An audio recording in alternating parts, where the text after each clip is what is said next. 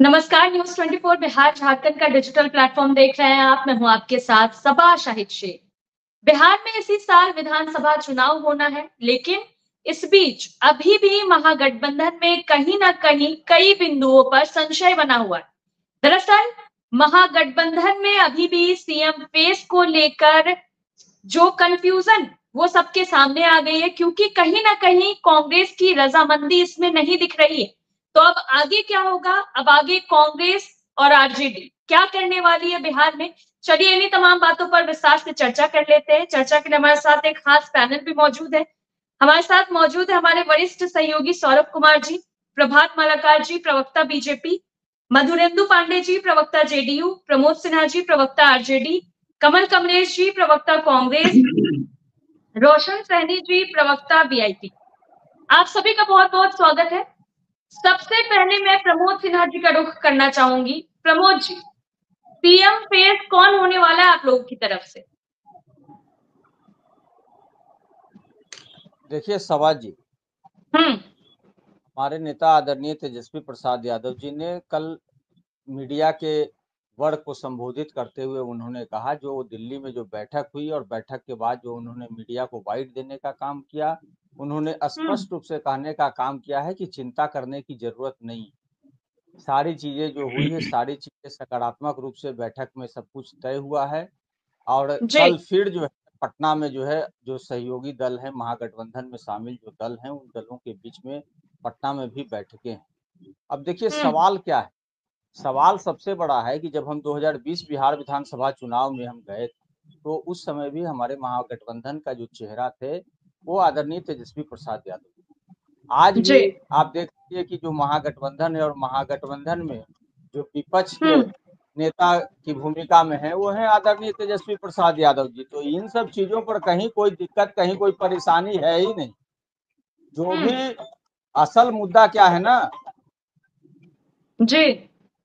असल असल क्या मुद्दा है? असल मुद्दा है हम्म। कि बिहार और बिहार से जुड़े हुए बिहार के लोगों का जो जन समस्याएं हैं, जो जन सरोकार के मुद्दे हैं, उन तमाम हम्म। मुद्दों को लेकर के हम लोग जो है महागठबंधन के जो दल हैं वो आगे बढ़ रहे हैं।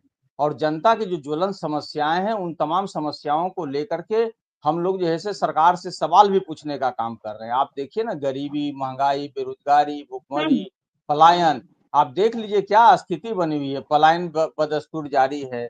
आप देखिए नीति आयोग की रिपोर्ट में ही देख लीजिए, चाहे साक्षरता दर हो, आप देख लीजिए चाहे प्रति व्यक्ति आय हो, प्रति व्यक्ति निवेश हो, प्रति व्यक्ति हम्म। किसानों की आय हो, हर मामले पर बिहार जो है अंतिम पंक्ति पे खड़ा है। तो हम लोगों का उद्देश्य जो है, हम लोगों का उद्देश्य है कि हर हाल में जो ये एनडीए की जो सरकार है, जो 20 वर्षों से लगातार जो है सरकार, माननीय मुख्यमंत्री नीतीश कुमार जी हैं, 11 वर्षों से जो है डबल इंजन की सरकार है, बावजूद आज बिहार की ये हालात बने हुए हैं। तो ऐसी सरकार हम्म। को, ऐसी निकम्मी सरकार को बदलना है। और आपने देखा चलिए था कि ठीक है। किस प्रकार से 17 माह का जो अल्पकाल था जिसमें महागठबंधन में हमारे नेता आदरणीय तेजस्वी प्रसाद यादव जी शामिल हुए थे, तो जो उन्होंने 2020 बिहार विधानसभा चुनाव में वायदा करने का काम किया था उसको उन्होंने उसको निभाने का काम किया। और 17 माह में कई सारे, खास करके जो सरकारी नौकरी देने की जो उन्होंने बात की थी उस पर उन्होंने हम्म। काम किया। उसके अलावा IT policy, tourism policy, sports policy लाने का काम किया। आरक्षण के दायरा को बढ़ाने का काम किया गया। आप देख लीजिए, उसके अलावा जो नियोजित शिक्षक थे उनको चलिए ठीक है, राजकर्मी ठीक है। का दर्जा दिया गया। तो हमारे मुद्दे साफ और स्पष्ट हैं। हम जनता ठीक है के बीच प्रमोद जन सिन्हा जी, सरोकार। फिर आपका रुख कर लेंगे। फिर आपका रुख करेंगे। सीधा रुख करना चाहूंगी कमल कमलेश जी का। कमल जी, क्या लगता है जितनी सीटों की मांग आप लोग रखेंगे, शायद से 70 सीटों की मांग रख रहे हैं आप लोग, मिलेगी उतनी सीटें? क्योंकि पिछली बार तो कहा गया था कि आप लोगों को सीटें देना, 70 सीटें देना कहीं ना कहीं भूल हो गई, जिस वजह से सब महागठबंधन को हार का सामना करना पड़ा था। सभा जी, हम्म। कांग्रेस पार्टी और महागठबंधन अभी हम लोगों का जो है, कल जो है आदरणीय राहुल जी के साथ जो है तेजस्वी जी की मीटिंग हुई, तो जी। उनमें बहुत सारे बातों पे चर्चा हुई। हम्म। सीट शेयरिंग की बात जहां तक है, कल हम लोगों की एक मीटिंग यहाँ पे भी महागठबंधन की है, तो हम हम्म। लोग इसमें आपस में बैठ के जो भी है वो हम लोग तय कर लेंगे। इसमें कहीं से किसी प्रकार का संशय नहीं है कि कांग्रेस पार्टी 70 पे लड़ेगी, 80 पे लड़ेगी या 60 पे लड़ेगी। जितने पे भी हम लड़ने में कंफर्टेबल होंगे, हम लोग उतनी ही सीटों का डिमांड करेंगे। बात 70 और 80 की नहीं है, बात है इस बार कि हम लोग इस बार महागठबंधन की सरकार बनाने जा रहे हैं। हम लोग इस दिशा में पूरी ईमानदारी के साथ और पूरी मजबूती के साथ अपनी बातों को आम जनता के बीच में ले जाना चाह रहे हैं और रखना चाह रहे हैं। और हम लोगों का आपसी जो भी है वो हम लोग टेबल टॉक करके उसको पूरी तरह से हम लोग क्लियर कर लेंगे और आप लोगों को भी ये बताने का काम करेंगे जब ये स्थिति स्पष्ट हो जाएगी। अभी मेरा कह देना कि मैं इतने सीटों पर लड़ूंगा, यह बात बेईमानी होगी। सवाल। चलिए ठीक है कमलेश जी, फिर आपका रुख करेंगे, सीधे रुख करना चाहूंगी रोशन जी का। रोशन जी, आप लोग कितनी सीटों की मांग रखने वाले? वीआईपी कितनी सीटों पर लड़ेगी इस बार चुनाव? देखिए सवा जी, हमारे नेता आदरणीय श्री मुकेश सहनी जी, जो कि हमेशा से गरीबों के लिए, पिछड़ों के लिए, अति पिछड़ों के लिए उन्होंने आवाज उठाया, आवाज बुलंद किया और उन्हीं की लड़ाई वो लड़ रहे। हमारी आबादी पूरे बिहार में तकरीबन 10% का है और उसी 10% शोषित, वंचित, दलित, महादलित, गरीब, पिछड़ा, अति पिछड़ा का जो है लड़ाई हमारे आदरणीय लड़ रहे हैं। अब हमारी जो जितनी भागीदारी है, अभी कुछ दिन पहले आप देखे होंगे हम लोग राष्ट्रीय कार्यकारिणी का बैठक किए थे वाल्मीकि नगर। तो वाल्मीकि नगर में राष्ट्रीय कार्यकारिणी का बैठक में सारे राष्ट्रीय कार्यकारिणी के जो सदस्य थे उन्होंने एक प्रस्ताव हमारे आदरणीय नेताजी को हम लोग सौंपे। इस बार हम लोग को बिहार विधानसभा चुनाव कितनी सीट पे लड़नी है, कैसे लड़नी है, क्या कैसे करनी है। तो हमारे आदरणीय नेताजी के अनुसार और सारे राष्ट्रीय कार्यकारिणी जो भी सदस्य थे सभी की रजामंदी उसमें हुई कि हम लोग इस बार जो है बिहार विधानसभा 60 सीटों पे लड़ा जाए। ठीक है। और अब बात रही कि कल जितने भी गठबंधन के शीर्ष नेतृत्व लोग हैं, इधर आदरणीय श्री तेजस्वी प्रसाद यादव जी हो गए, आदरणीय श्री राहुल गांधी जी हो गए और जो भी महागठबंधन के बड़े नेता इन्होंने दिल्ली में एक ऑलरेडी मीटिंग कर लिए हुए हैं, जो कि मीटिंग सकारात्मक रहा और सफल रहा। और मैं मानता हूं कि कहीं से कोई भी महागठबंधन में कोई दरार वाली चीज नहीं है सीट को लेकर। खासकर हम आपको बता दें, क्योंकि आने वाले समय में महागठबंधन की सरकार पूर्ण रूप से पूर्ण बहुमत के साथ बनने जा रही है, क्योंकि बिहार की जनता ये देख कि एक बीमार व्यक्ति के हाथों में बिहार का जो है अब दौर नहीं रहेगा। ये पूरी बिहार की जनता ने ये ठान लिया है कि इस बार जो है महागठबंधन की सरकार बनने जा रही है। अब बात आती है कि एक कल 17 तारीख को भी कल एक जो है महागठबंधन की बैठक है पटना में पुनः, और इस बैठक में जितने भी हमारे महागठबंधन के हमारे नेता श्री मुकेश सहनी जी हो गए, श्री तेजस्वी प्रसाद यादव जी, कांग्रेस के भी जो भी बड़े नेता हैं या अदर जो हमारे घटक दल हैं उनके भी, तो सारे लोग एक ऑन टेबल पे बैठ के और जो पूर्ण सहमति के साथ एक दूसरे के साथ ऑन टेबल बैठ के सारा कुछ सही तरीके से अपना कल क्लियर कर लेंगे कि हमें कैसे और कहां और कितनी चीजों में क्या कैसे लड़ना है, और आपको भी जानकारी हो जाएगी। ठीक है, फिर आपका रुख करेंगे, सीधे रुख करना चाहूंगी मधुरेंदु पांडे जी का। मधुरेंदु जी, जिस तरह से महागठबंधन में कहीं ना कहीं खींचतान है अभी भी सीएम पेस को लेकर, सेम चीज तो एनडीए में भी नजर आ रही है, क्योंकि जिस तरह से बयानबाजियां हो रही है वाकई सवाल खड़ा कर रहा है। नहीं, एनडीए का शीर्ष नेतृत्व माननीय नीतीश कुमार जी के नेतृत्व में चुनाव लड़ने का घोषणा पहले भी कर चुके हैं, आज भी कर रहे हैं।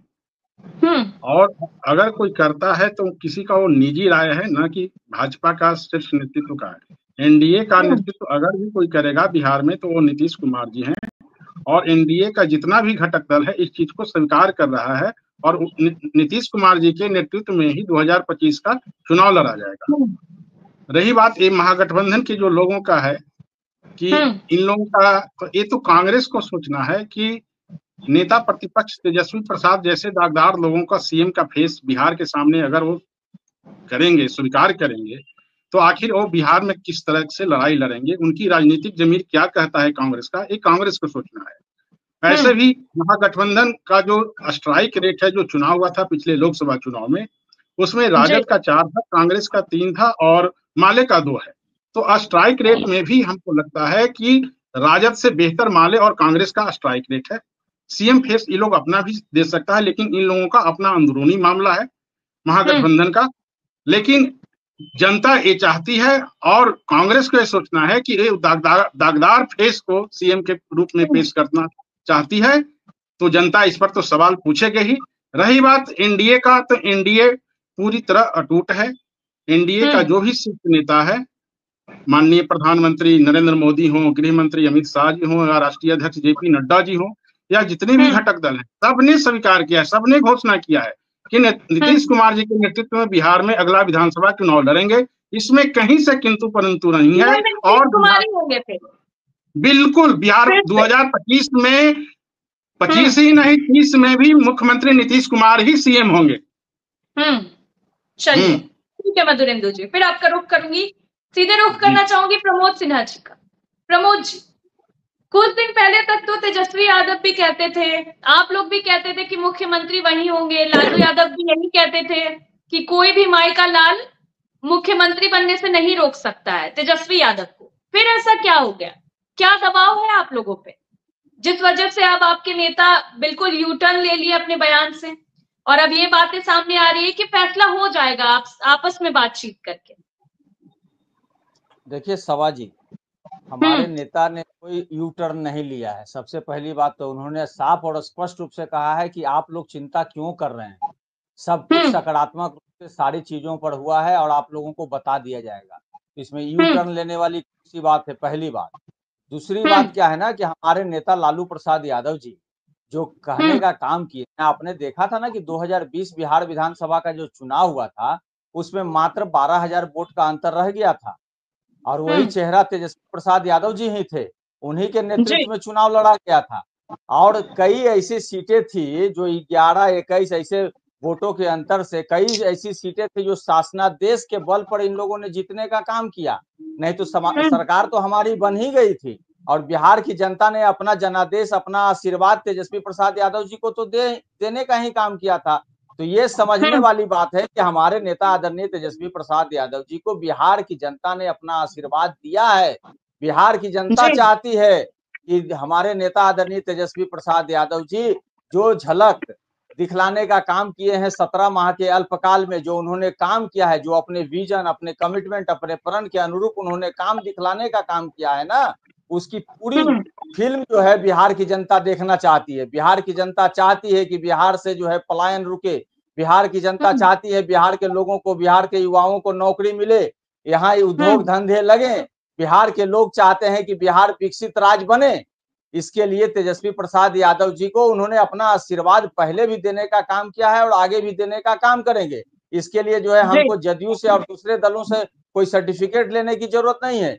दूसरी बात, अभी जो है जदयू के प्रवक्ता जो बोल रहे थे, वो कह रहे थे, अरे कई बार तो जैसे अमित शाह जी ने ही कहा है कि नेतृत्व होगा नीतीश कुमार जी का, लेकिन संसदीय बोर्ड तय करेगा। विजय सिन्हा से लेकर के सैनी जी के बयान को आप देख लीजिए, और अभी हाल में जो जीतन राम मांझी जी ने क्या बयान दिया, उन्होंने कहा कि 40 सीटों पे हम लड़ेंगे, 20 सीट भी अगर जीत जाते हैं तो मुख्यमंत्री हमारा ही होगा। और ऐसा इसलिए उन्होंने कहा कि प्रधानमंत्री नरेंद्र मोदी जी का हमको आशीर्वाद मिल गया है। तो सही बात क्या है ना कि जो एनडीए है और एनडीए में जो भारतीय जनता पार्टी है, भारतीय जनता पार्टी का तो चाल चरित्र और चेहरा जो है वो पूरा देश देख चुका है ना। जब इनको जरूरत होता है अपने सहयोगी पार्टी को पीछे चूज करते हैं। प्रभात जी भी हमारे साथ जुड़ चुके हैं, तो आपके सवालों का जवाब उनसे ही ले लेते हैं। जी प्रभात मालाकार जी, आरोप लग रहा है कि आप लोगों की तरफ से भी तो स्पष्ट नहीं है अभी भी कि मुख्यमंत्री का चेहरा कौन होगा, क्योंकि कुछ ना कुछ अलग अलग बयानबाजियां सामने आती है। और अगर ये बात है भी कि मुख्यमंत्री का चेहरा नीतीश कुमार होंगे, बट कोई ये नहीं बोलता कि चुनाव जीतने के बाद मुख्यमंत्री भी फिर से वही बनेंगे। देखिए, संगठन का सबसे बड़ा दायित्व जिसके पास है वो हमारे प्रदेश अध्यक्ष डॉक्टर दिलीप जायसवाल जी, उन्होंने स्पष्ट कह दिया है कि हम लोग नीतीश कुमार जी के नेतृत्व में लड़ेंगे, नीतीश कुमार जी की अगुवाई में लड़ेंगे, नीतीश कुमार जी की अगुवाई में झंडा बिहार में एनडीए का पड़ेगा। इसमें कहाँ कोई दो राय है। हम तो 1995 से नीतीश कुमार जी को नेता मानते आ रहे हैं और नीतीश कुमार जी हमारे सीएम है और आगे भी उन्हीं के नेतृत्व में हम लोग चुनाव लड़ रहे हैं। ये तो विपक्षी गठबंधन, ये तो देखिए कि गए थे तेजस्वी यादव, कहते ना कि गए थे वर्सेस तेजस्वी होने वाला है जी, यानी इस बार नीतीश वर्सेस तेजस्वी होने वाला है।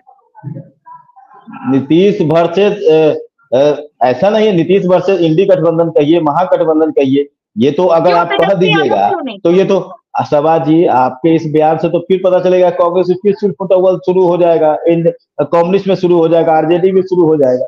तो कल देखिए कि तेजस्वी यादव गए दिल्ली में कि उनको कुछ बड़ा हासिल हो जाए, लेकिन गए दुबे गए, चौबे जी गए, छप्पे बन। प्रभात जी आवाज नहीं आ रही आपकी, और बयान नहीं था मेरा, ये सवाल था आपसे। हाँ या बोलिए प्रभात जी। सवाल था, उसी का तो जवाब दे रहे हैं कि ये हाँ, तो वही तो दे रहे हैं कि गए थे चौबे जी, छब्बे बने, दुबे बन के लौट आए। तो एनडीए में सब कुछ एकजुट है, एनडीए में नीतीश जी हम लोग के नेता हैं, उन्हीं की अगुवाई में हम लोग चुनाव लड़ेंगे और नीतीश जी की अगुवाई में ही 2025 225 पार करेगा। रही बात विपक्षी गठबंधन की, तो अभी शुरू हुआ है, अभी तो गार्ड खुलने शुरू हुए हैं, खुलते खुलते सब बिखर जाएगा। अभी तो देखिएगा कि अभी तो आगे आगे देखिए होता है क्या। अभी तो नजारा, अभी एक से एक नजारा देखने को मिलेगा। की तरफ से भी तो अलग अलग बयानबाजियां सामने आती है ना।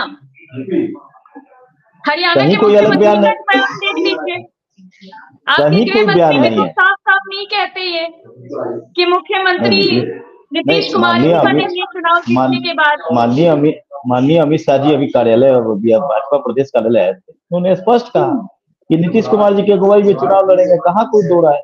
आप देखिए कि चाहे वो सत्ता के साथ साझेदारी हो, सभी पांचों दल एक साथ, चाहे वो सामाजिक कार्यक्रम हो, चाहे ईद का हो, चाहे अन्य त्योहार हो, चाहे संगठन की बैठकें हो। आज भाजपा कार्यालय में जदयू, लोजपा, रालोमो, हम सबके लोग आ रहे हैं। आज जदयू कार्यालय में भाजपा और उसके अलावा अन्य सभी दलों के लोग जा रहे हैं। ये हमारी खूबसूरती है। तो भारतीय जनता पार्टी, जदयू, रालोमो, हम और क्या बोलते हैं लोजपा, सभी हम सब पांचों मुट्ठी एक चट्टान की तरह है, एक चट्टानी एकता का प्रतीक है। और इसी चट्टानी एकता और इसी चट्टानी मुट्ठी के बदौलत हम बिहार में 2025 में 225 सीट पार करेंगे। ठीक है प्रमोद जी आपका रुख करूंगी, लेकिन उससे पहले सीधा रुख करना चाहूंगी कमल कमलेश जी का। कमल जी, बात ये खबरें सामने आ रही है कि आप लोग कहीं ना कहीं प्रेशर बनाने की कोशिश कर रहे हैं, कि कहीं ना कहीं कांग्रेस प्रेशर पॉलिटिक्स कर रही है। आप लोगों को भी पता है कि सीएम पेस आप लोगों की तरफ से तेजस्वी यादव ही होंगे, लेकिन कहीं ना कहीं आप लोग दबाव बना रहे हैं। किस चीज को लेकर दबाव बना रहे हैं? क्योंकि ये भी बात सामने आई थी कि पिछली बार आप लोगों को जो सीटें दी गई थी वहां पे एनडीए मजबूत थी, तो आप लोगों को इस बार अपने मनपसंद की भी सीट चाहिए, अपनी पसंदीदा सीट पर आप लोग चुनाव लड़ना चाहते हैं। क्या सही है ये बात? सभा जी, किसी भी पार्टी का वो अधिकार है कि वो मजबूत सीटों पे अपने कैंडिडेट को उतारे। वो सिर्फ कांग्रेस या आरजेडी या बीजेपी की बात नहीं है। सारे दल अपना अपना मजबूत सीट का ही चुनाव करना चाहते हैं। उसी के लिए कांग्रेस पार्टी भी जो है, पिछले बार जो गलतियां हम लोगों ने की, बार बार मैं ये कहता हूं कि जो गलतियां हम लोगों ने पूर्व में की, उस गलती को पुनरावृत्ति ना करते हुए आगे हम लोग इस पे ध्यान दें, और जो गलतियां हुई है उसी से हम लोग सीख लेके आगे बढ़ने का प्रयास कर रहे हैं। इसमें से कहीं पे कोई प्रेशर पॉलिटिक्स की बात नहीं है। जो राजनीतिक परिप्रेक्ष्य अभी है और जो बीजेपी का एजेंडा है, हम लोग उसको पूरी तरह से इस बार नेस्त नाबूद करने के लिए अपनी रणनीति के साथ ही चल रहे हैं, और आगामी विधानसभा में हम लोग इस पे काम करते हुए नजर भी आ रहे हैं, जो सबको दिख भी रहा है। इसीलिए इन लोगों की बौखलाहट बस इतनी भर है कि कांग्रेस जो है अब जाग चुकी है और एक्टिव है। उसके साथ साथ पूरा इंडिया गठबंधन और महागठबंधन पूरी तरह से इंटैक्ट है, और हम लोग मजबूती के साथ इस चुनाव में लड़ने का काम करेंगे। कमल जी, जब सवाल एनडीए पे उठता है विपक्ष की तरफ से कि सीएम को लेकर अभी भी कंफ्यूजन है, तो सवाल तो आप लोगों पर भी उठेंगे ही, क्योंकि आप लोगों की तरफ से भी तो ये साफ नहीं किया गया है अभी सवाजी गठबंधन का चेहरा जो है वो बेरोजगार युवा है हम लोगों की तरफ से, जिनको इन लोगों ने एग्जाम में दिलवा के उसका क्वेश्चन पेपर आउट करके एग्जाम को स्थगित करने का काम किया और बेरोजगारी की दलदल में धकेलने का काम किया। हम लोगों का चेहरा वो किसान है जिनको अभी तक जो है इन लोगों ने फसल का मुआवजा देने का काम नहीं किया। वो किसान है जिनकी शहादत हो गई, उनपे इन लोगों ने एक शब्द भी कहने का प्रयास नहीं किया। उनके परिवार की संवेदना भी हम लोगों के साथ है। वो बेरोजगार युवा, वो किसान और जितने भी ये लोग नॉइज आ रही है, प्लीज म्यूट कर लीजिए। जी कमल जी, आप अपनी बात पूरी कीजिए। जितने भी अभी बेरोजगार युवा हैं वो सारे जो है महागठबंधन का चेहरा है, इसमें कहीं से कोई दो राय नहीं है। हम लोग पूरी तरह से जो है उनके साथ और उनके साथ ही हम लोग चुनाव लड़ेंगे सवाल। चलिए ठीक है कमल जी, सीधा रुख करना चाहूंगी रोशन जी का। रोशन जी, क्या लगता है जितनी सीटों की मांग आप लोग रखने वाले हैं या रख रहे हैं वो पूरी होगी? मिल पाएगी आप लोगों को उतनी सीटें, या फिर बड़ा दिल दिखाने को तैयार हैं आप लोग?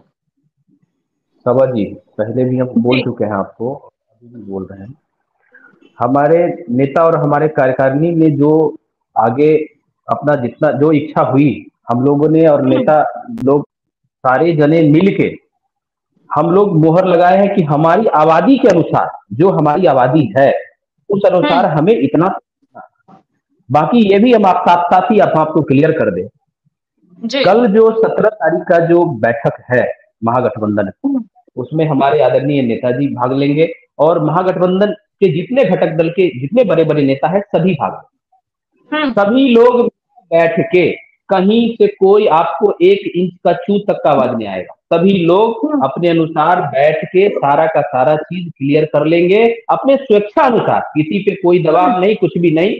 ये लोग, ये भाजपा वाले लोग, एनडीए वाले लोग ये फालतू में यहाँ पे आके ये दिखा रहे हैं, ऐसा हमारे महागठबंधन में कहीं से कोई कलह नहीं है। सब कुछ एकदम पूरा इंडिया गठबंधन, पूरा महागठबंधन इंटैक्ट है। और इनके पास वैसे नेता है, अभी गाना आप सुने होइएगा, कुछ छाने बदल मिजाज रजू, वो इनके पास है। महागठबंधन में ऐसा कोई नेता नहीं है जिनका तुरंत जो है मिजाज बदलता रहता है। वो एनडीए में है और कल्लह एनडीए में है। ये लोग पहले, हम तो कहते हैं भाई हमारे अंगने में तुम्हारा क्या काम है, तुम अपना देखो ना भाई। आप लोग एनडीए में जो भी लोग हैं, एनडीए में पहले अपना तो बताएं। हम लोग सवाल तो आप लोग भी उठाते हैं ना उधर, तो हमारा आप तो देखे हैं, सवाल उठाते हैं तो वो लोग भी वही कर रहे हैं। आप तो देखे हैं महागठबंधन के जितने भी नेता हैं, वो नेता चाहे श्री तेजस्वी प्रसाद यादव जी हो, हमारे नेता आदरणीय श्री मुकेश सहनी जी हो, या फिर श्री राहुल गांधी जी हो, या जो भी एनडीए महागठबंधन के जो भी नेता है, ये सभी अभी बिहार में बेरोजगारी की लड़ाई लड़ रहे हैं। अभी स्वास्थ्य की जो बदहाली है उसके प्रति ये लोग लड़ाई लड़ रहे हैं। और आज नहीं, इससे पहले भी जो विधानसभा का चुनाव हुआ था, उस चुनाव में भी बिहार की जनता ने महागठबंधन को असीम कृपा और प्यार दिया था। अगर ये लोग उस समय पूरी ईमानदारी पे अगर रहते तो कभी भी एनडीए की सरकार जो है बिहार में नहीं बना। ये लोग बेईमानी करके सरकार बनाए थे उस टाइम पे। और इस बार आप देख लेना, बिहार की जनता ये ठान ली है कि इस बार की जो सरकार बनेगी वो एक स्वस्थ और एनर्जेटिक सरकार बनेगी, जो कि महागठबंधन की सरकार है। और चलिए ठीक है, बिहार की कोई भी करेंगे। फिर आपका रुख करेंगे, सीधा रुख करना चाहूंगी मधुरेंदु पांडे जी का। मधुरेंदु जी, वो कहते हैं ना कि जिसका मकान शीशे का होता है वो दूसरों के घरों पे पत्थर नहीं फेंकते। तो हाल तो दोनों जगह सेम है ना। आप लोग अब उधर सवाल उठा सकते हो और ना विपक्ष आप लोगों पर, क्योंकि सीएम फेस को लेकर तो दोनों तरफ कंफ्यूजन है। इधर से एनडीए के तरफ से कोई कंफ्यूजन नहीं है। बात रही, ये लोग सत्ता बिहार का पाना चाहते हैं, और हम बता दें, थोड़ा सा आपको पीछे ले चलेंगे कि हमारे जो भ्रष्टाचार के युवराज हैं मिस्टर राहुल गांधी जी और जंगल राज के युवराज हैं तेजस्वी प्रसाद यादव जी, ये लोग देश और राज्य के प्रति बिल्कुल भी गंभीर नहीं है। पिछले लोकसभा चुनाव में देखिए, अंततः लोकसभा चुनाव होते रहा लेकिन वो लोग नेता चयन नहीं कर पाए। अंततः क्या हुआ, इंडिया गठबंधन पूरी तरह परास्त भी हुई और उसमें भी टूट फूट। वही हाल ये 2025 में जो विधानसभा चुनाव होने जा रही है, इसमें भी इन लोग नेता चयन के नाम पर खाना पूर्ति कर रहे हैं और वही दागदार, वही परिवारवाद को नेता चुनने के ये लोग जुगात भिड़ा रहे हैं। ये तो कांग्रेस को सोचना चाहिए कि कांग्रेस इतनी बड़ी राष्ट्रीय पार्टी है, उनका स्ट्राइक रेट लोकसभा चुनाव में राजद से बेहतर है, उनका अपना राजनीति इतना जमीरती हो गया कि नेशनल पार्टी होते हुए एक परिवारवाद और जंगल राज के युवराज को नेता बनाए। और जब बिहार की जनता के पास बिहार की जनता के पास जाएंगे तो क्या बताएंगे कि यह 420 के आरोपी हैं, लाइन फॉर जॉब के आरोपी हैं। अगर वो सीएम बन भी जाते हैं तो अदालत क्या पुकारेगी उनको? नेता प्रतिपक्ष। एक बात बताइए मधुरेंदु जी, आप सवाल उठा रहे हैं, ठीक है, हम सवाल उनसे भी पूछ रहे हैं, लेकिन फिर आप लोगों के तरफ से ऐसी बयानबाजियां क्यों आती है जो कंफ्यूजन पैदा करते, जो सवाल आप लोगों पे उठाए? एनडीए का कोई भी शीर्ष नेतृत्व ऐसा नहीं कहा है कि नीतीश कुमार जी के नेतृत्व में चुनाव नहीं लड़ेंगे। एनडीए का शीर्ष नेतृत्व ने कहा है ना कि सीएम भी फिर से चुनाव जीतने के बाद नहीं होंगे।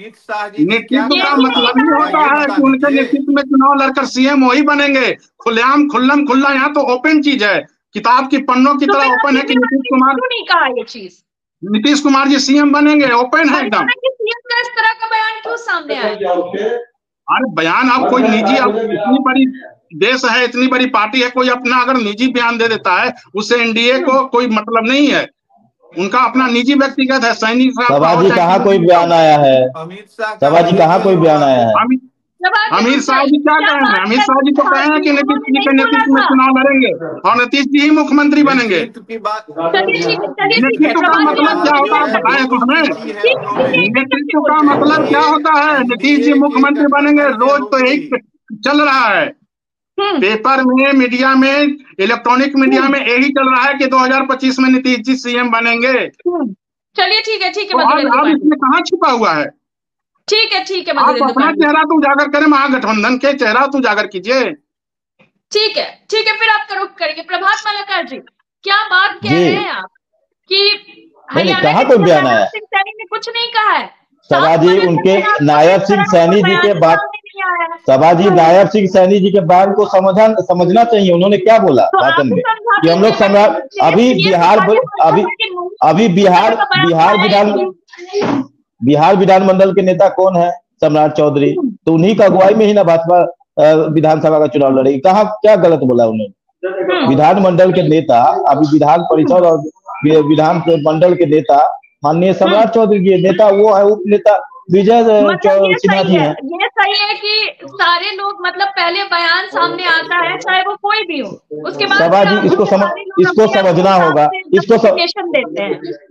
इसको समझना होगा। अगर विधायकों की अगुवाई करेंगे तो सम्राट चौधरी करेंगे, नेतृत्व का अगुवाई करेंगे तो दिलीप जायसवाल जी करेंगे, एनडीए का नेतृत्व करेंगे तो नीतीश जी करेंगे, और देश स्तर के एनडीए का नेतृत्व करेंगे तो ललन सिंह और क्या बोलते हैं संजय झा और नरेंद्र मोदी, अमित शाह करेंगे। तो इस चीज को समझना होगा। आपके अभी जो है ब्यूरो चीफ अलग होता है, चीफ रिपोर्टर अलग होता है, रिपोर्टर अलग होता है।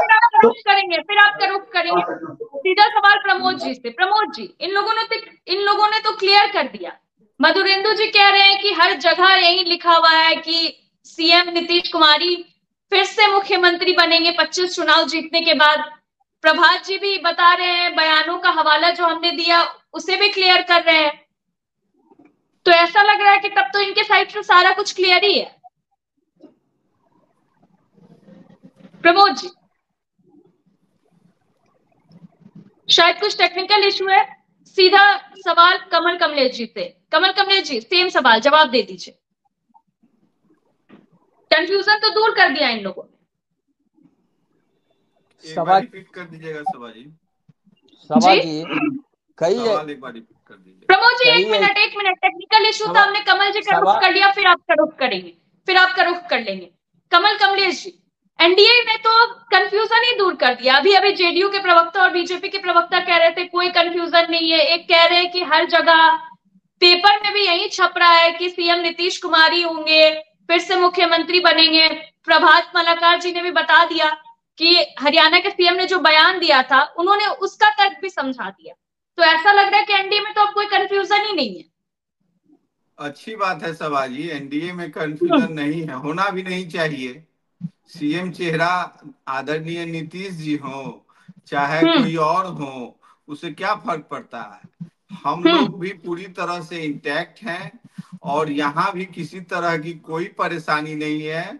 जो भी होगा हम लोग जो है, कल हम लोगों की बैठक है, उसमें सारा मसला हम लोगों का सॉर्ट आउट हो जाएगा और आपको भी जानकारी मिल जाएगी कि हम लोग पूरी तरह से इंटैक्ट।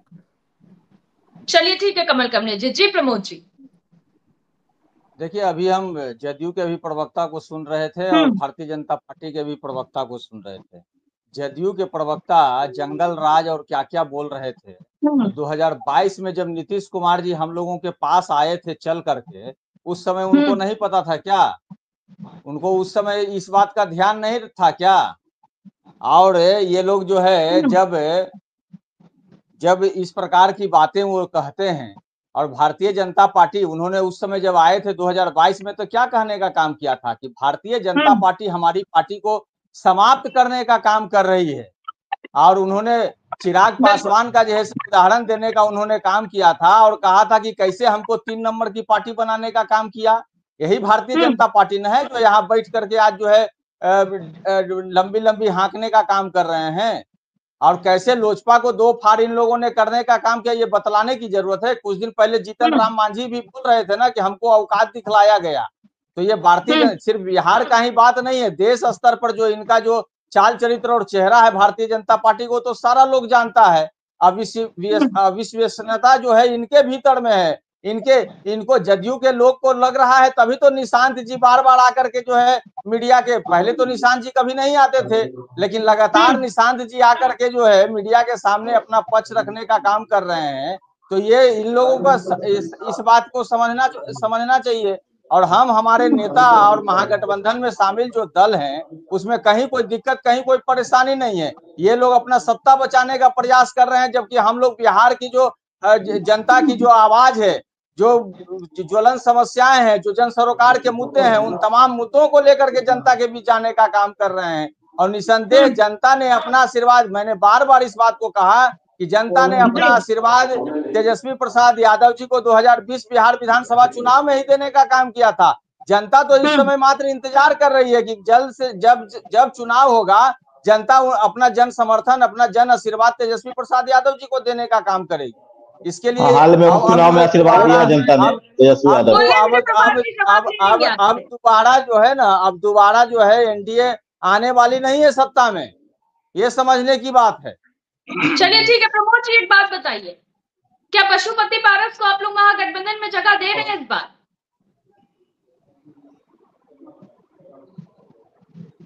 देखिए सभा जी, सबसे पहली बात तो है ये पशुपति पारस जी को तय करना है कि उनको आगे क्या करना है। जिस तरह से अकेले लड़ रहे थे उस तरह से पशुपति पारस इस बार लड़ने वाले अकेले चुनाव? नहीं, ये तो पशुपति पारस जी के प्रवक्ता ये बताएंगे कि वो क्या करने वाले हैं, और पशुपति पारस जी को तय करना है कि वो बिहार विधानसभा के चुनाव में किस रूप में जाने का काम करेंगे। इसमें हम कहां से, इसमें राष्ट्रीय जनता दल और राष्ट्रीय जनता दल का प्रवक्ता, जब वो पशुपति पारस जी कोई निर्णय करते हैं, अगर कोई महागठबंधन से संपर्क करते हैं महागठबंधन में, तब महागठबंधन में जो शामिल दल हैं उनके शीर्ष नेतृत्व इन सब विषयों पर चर्चा करेंगे। इसमें कोई प्रवक्ता थोड़ी चर्चा करेगा। ठीक है बिल्कुल ठीक है प्रमोद जी। सीधे रुख करना चाहूंगी मधुरेंदु पांडे जी का। मधुरेंदु जी, बात तो सही है ना? प्रमोद जी अभी कह रहे थे जब आप लोग साथ रहते हैं फिर आप लोगों को नहीं लगता कि ये जंगल राज है या क्या है, जब आप लोग एनडीए के साथ चले जाते हैं फिर ही सवाल उठाते हैं। नहीं, वो साथ में रहे फिर तो गोलमाल करने लगे, तब ना उनको बाहर का रास्ता दिखाया गया। और रही बात बता दीजिए ना क्या गोलमाल हो रहा था, सुनिए ना, बता दीजिए ना, बता दीजिए। आपको सुना गया ना प्रमोद जी, उनकी राय है, बोलने दीजिए। प्रमोद जी सुनिए ना, आपको भी तो बिहार की जनता 15 साल शासन करने का मौका दिया, ऐसा तो नहीं है कि नहीं दिया है। उन 15 सालों में आपका कृत्य से जनता वाकिफ है और जनता इस 25 के चुनाव में भी नीतीश कुमार जी को स्वीकार करने के लिए संकल्पित है। उन्होंने ठान लिया है कि हमको 25 में क्या करना है। कभी भी तेजस्वी प्रसाद यादव नीतीश जी का विकल्प नहीं बन सकते। बिहार में मुख्यमंत्री नीतीश कुमार जी ही रहेंगे और कोई वैकेंसी भी नहीं है मुख्यमंत्री का कि तेजस्वी जी को आप मुख्यमंत्री बनाएंगे। चलिए ठीक है मधुरेंदु जी, ठीक है, रुक जाइए प्रमोद जी। जी प्रभात जी प्रभात जी, अब आप अपनी बात पूरी कीजिए। नहीं, वही तो मैं कह रहा हूँ कि कहीं हमारे में कहीं एनडीए पूरी तरह से एकजुट है, पांचों दल एकजुट है। कोई नया दल भी आना चाहेगा उसका भी हमको स्वागत करते हैं। एनडीए कभी किसी को अलग नहीं करती।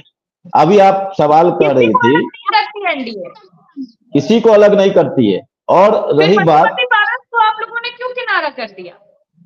हमने नहीं किनारा किया। अगर कोई अपने इच्छा से जाना चाहता है तो हम रोकते भी नहीं। प्रभात जी अब मीटिंग में नहीं बुलाएंगे, उस तरह का सम्मान नहीं देंगे, तो ये तो मतलब एक साफ संदेश ही है कि अब अपना अपना देखो। नहीं, ये किसने कहा कि हम सम्मान नहीं देते हैं? बिल्कुल सम्मान देते हैं।